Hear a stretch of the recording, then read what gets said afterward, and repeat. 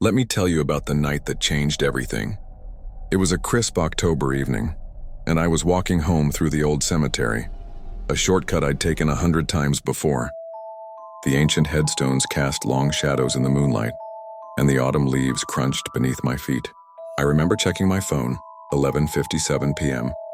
That's when I heard it, a sound that still haunts my dreams. Not quite human, not quite animal, a sort of guttural hiss that made every hair on my body stand on end.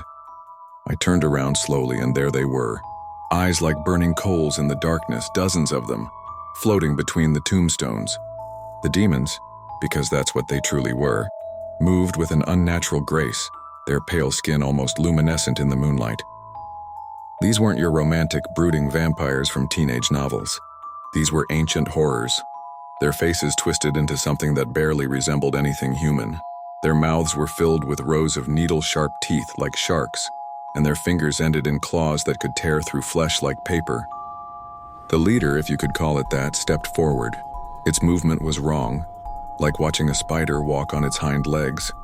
It smiled at me, and I saw centuries of malice in those blood-red eyes.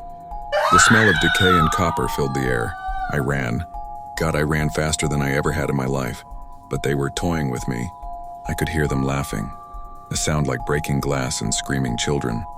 They would appear ahead of me, then beside me, then behind me again, playing with their food. I only survived because of the church bells.